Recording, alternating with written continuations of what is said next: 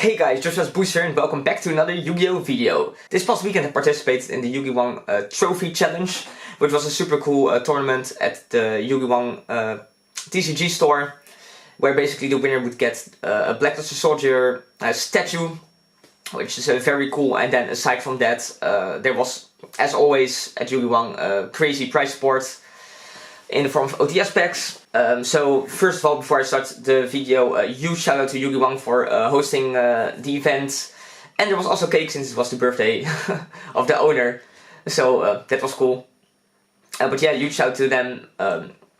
Great prizes as always. So yeah, then I also want to give a quick shout out to Rafael Neven, now Neven TCG on Card Market, because he brought me like a bunch of cards for the deck I played since I didn't own all the cards.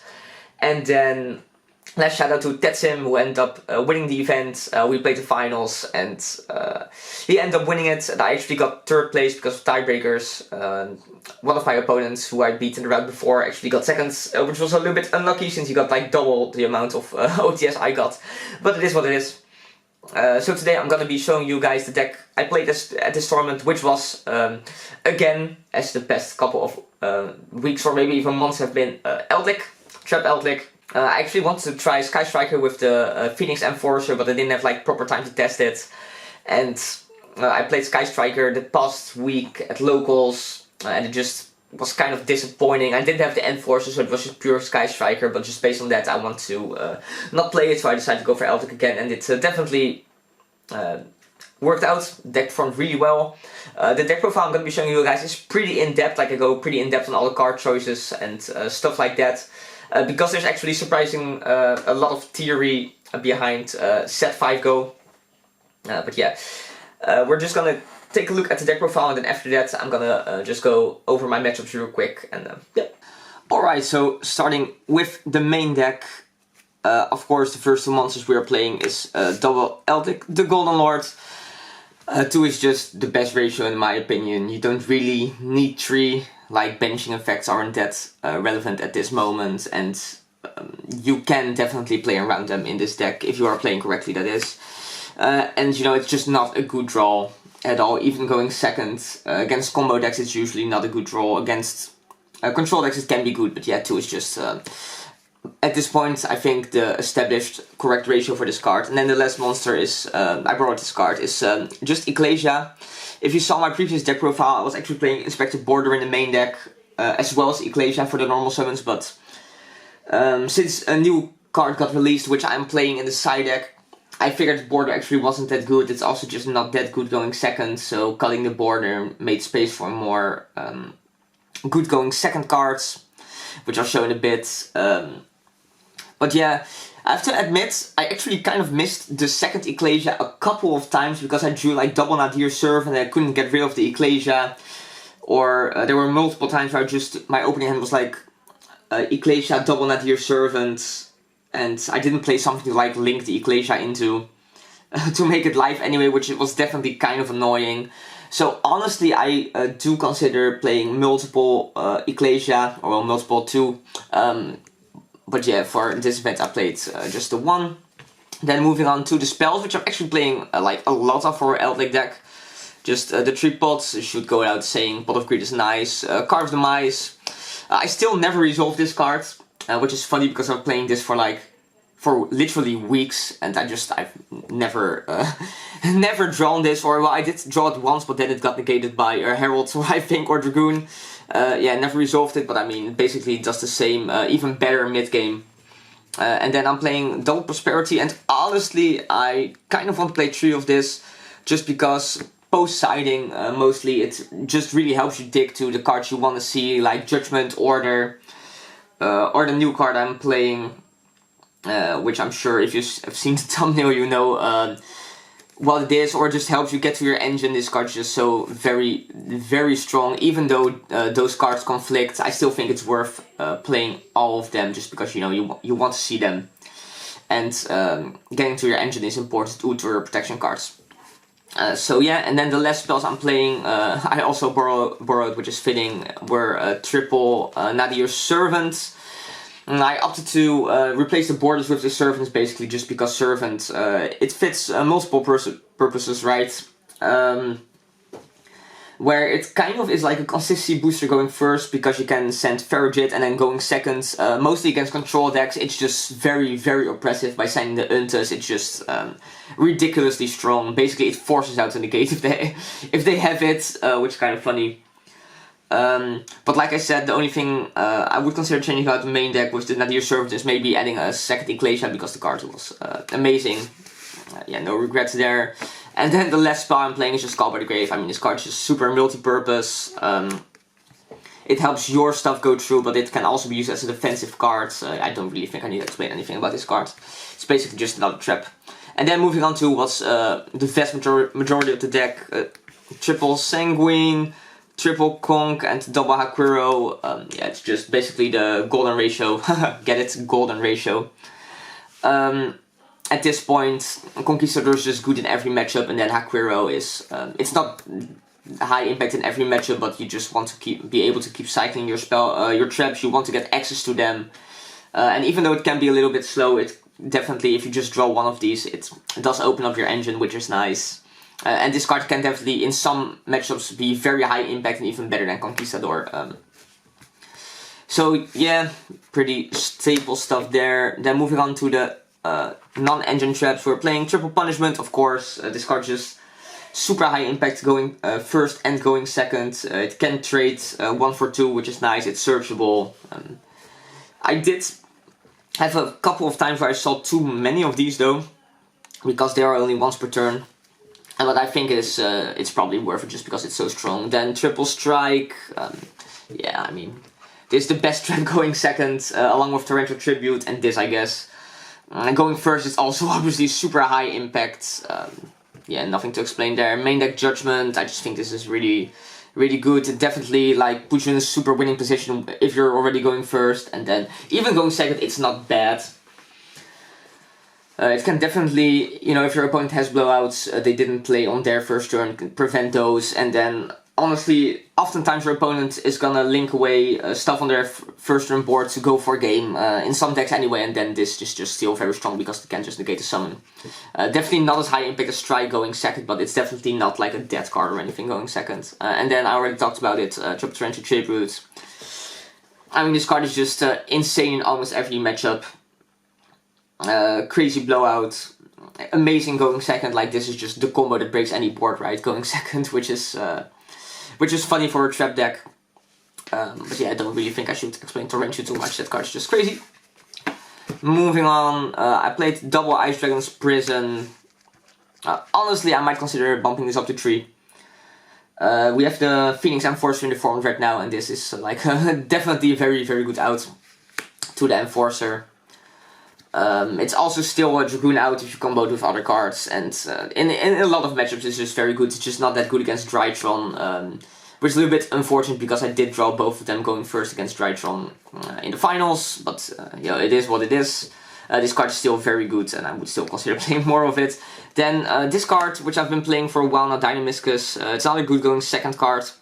It can also, like, it's good if you discard your Golden Land traps. However, I think probably in the past this kind of overperformed, and I'm probably just gonna cut this for like the 3rd Prison, and then I don't know, maybe the 2nd Ecclesia, because I had a lot of times where like I top deck this and then it's not good, and you don't really want to keep this in mind when you're setting your entire hand and like think, oh, maybe I don't want to set everything because I might top deck Dynamiscus or something like that. So yeah, I'm probably cutting this. Like it was still good, I think, a couple of times when I drew it, but I don't know. It's probably not as good as it was. And then just someone else, the Trap Trick. Maybe I'll swap the Dynamiscus with a Trap Trick, with another Trap Trick as well, just because this gets to your engine or to whatever trap you need. Even though it's pretty bad going second, and drawing multiples is also pretty annoying. However, the card is just good. And then the most fun cards in the game. Shout out to Sam or Surfer YGO, because I opened Skill Drain all games against him. And then I think I drew this once and it was only against Alter guys, so that was a little bit unlucky. But I mean, this card just should be banned, right? Then moving on to the extra deck, I'm playing the 1 Link Spider just to be able to link off my Golden Lands. You could also consider playing Imduk instead of this, but this has attack value a little bit more than Imduk. But Imduk has actual good effect, or well, good, like it might come up. and this will never come up, but I don't think it's that important to be honest. Then I'm playing the Paleozoic Link. I'm still siding the Maximus Nadir Servant play, which if you're not familiar with it, I showed it off on Tetsim's channel before, but I'll just show it off real quick when I get to the side deck, I guess.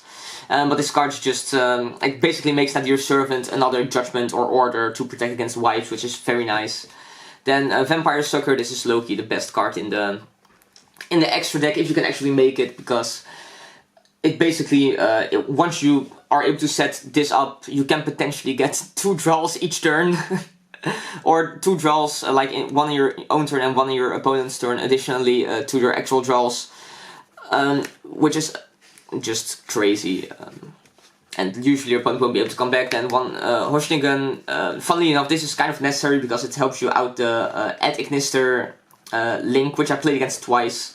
I never had to out it with the Hoshnigan though, but this card just, it's nice, also adds back Ecclesia. And I'm playing the Lina Celine Access Code package.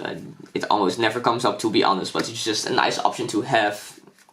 And then that's it for the links. For the fusions, just 3 times the Enters, I mean, goes without saying, right? Just a combo card in parentheses for the Dogmatica stuff, just the best card and most used cards in the deck.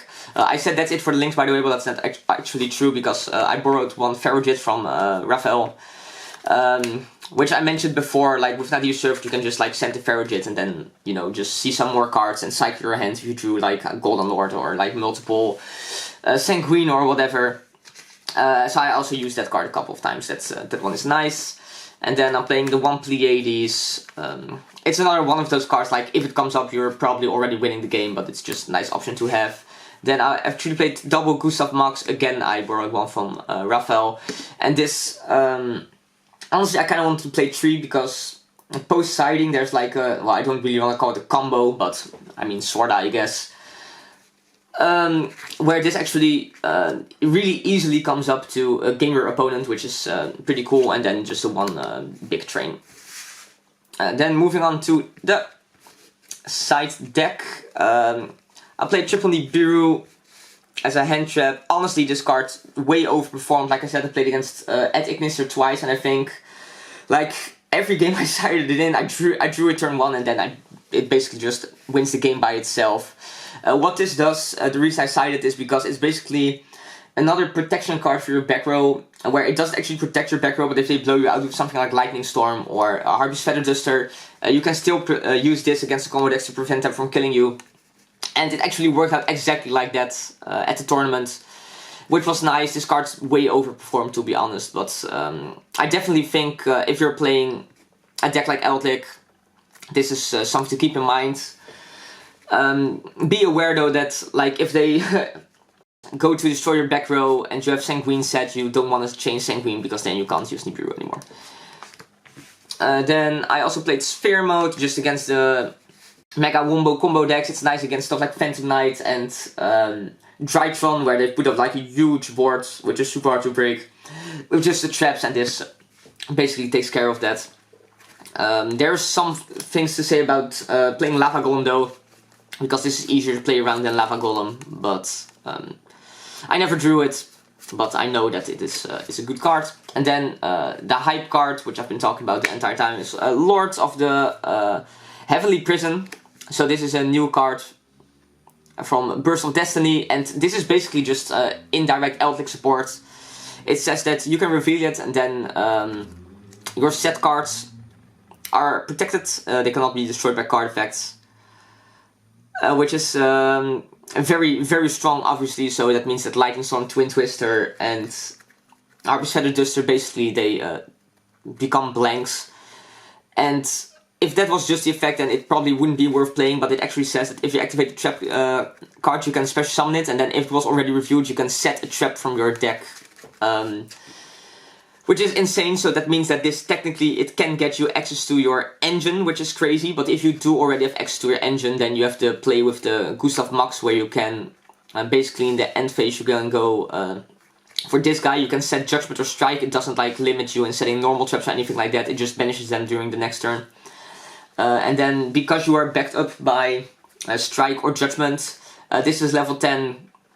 Arboreal Golden Lord is level 10, so you can just go for the Gustav Max play, and then against the empty field, that is game, which is of course very strong. This card was it was insane, to be honest. Like, I think I properly resolved it once and then just instantly won me the game. I had one time where it wasn't that good because basically I reviewed it off Prosperity, but I had to take an actual trap because my hand was super weak, which was in the finals. Which was annoying, but this card's just, it's honestly insane. Definitely think it's worth playing at 3. So yeah, guys, Lord of the Heavenly Prison might as well be an Eldlich card. Insane. Then moving on, for traps, I played just Heavy Storm Duster. Just it's like a combo with this as well against control decks, and it works with Trap Trick. It's just, I mean, no explanation necessary, I think. Then I played the one Broken Line, the one Feather Duster. Basically, this is like the 15th card I sided, and then I also played one Maximus. I'll talk you through the play real quick. So the thing is, you side in Maximus where you go first. Then you go Nadir Servant. You send the Farragut to cycle through your deck, get some good cards. Then you bring out the Maximus, and then with Maximus effect, you can send the Paleozoic Link and.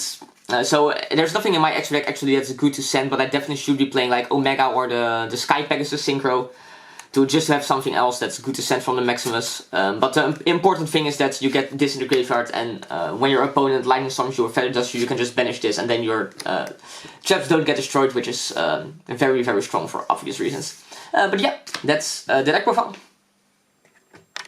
Alright guys, so that was the deck list. Hope you guys enjoyed it. Like I said, there's definitely some things I would change about the deck list, but overall it was definitely good. And you can just take those changes into consideration, of course.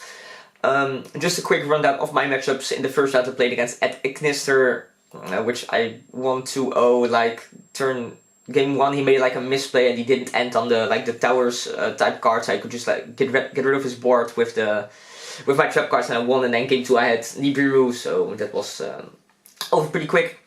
In the second round I played against Altergeist, right? He won the die roll, and I think he thought I was playing Sky Strikers because like the past 10 times I played against him I played Sky Strikers, so he went like Prosperity Review 6, he added Order, which obviously just doesn't do anything against my deck, and then basically he just lost to his own Order, which was pretty funny. And then the third game we ended up going to time because like just super grindy, but I took the game with the Sky, what's it called, the Heavenly Sky King or whatever, the new card from Burst of Destiny. Then after that I played against some Surfer YGO with Tri-Brigade Lyralisk. Game 1 and game 3 I just opened Skill Drain Judgment, so that was over quite quick. Then in the second last round I played against Ed Ignister again. Actually in game 1 I couldn't out his Towers card, and then game 2 oh right, game 1 I couldn't out the Towers because he had Feather Duster main deck, so I just lost to that. And then game 2 he had Feather Duster again, but I had Nibiru, so I won that one. And then game 3 I had Nibiru again. So GG. And then in the last round I played against Tetsim, who was playing Drytron. You can check out his deck profile on his channel. I will link it like in the description down below or in the pinned comment or something like that. Be sure to check it out. And I won the die roll, and I opened like Nadir Servant, Pot of Extravagance, which is usually very good, but it just drew me like traps which don't really do that much against Drytron. Like I had like double Punishment and double Torrential, and like I could hold him off like a little bit, but eventually he could Phoenix Enforcer me, and that was basically the game. And then game 2 I somehow hardly opened any interruptions, and he just had Fusion Destiny, and he kept picking at my cards, and just really couldn't get into the game. Even like when I drew Extravagance, I drew like another Nadir Served and another Extravagant, which I both couldn't activate since Ecclesia was on the field. It was just all a little bit unfortunate, but it is what it is. So congrats, that's him. If you did like this deck profile and this video, you should leave a like, leave a comment down below what deck I should play next. And if you haven't subscribed yet, be sure to do that. Then I'll see you in the next one. Bye!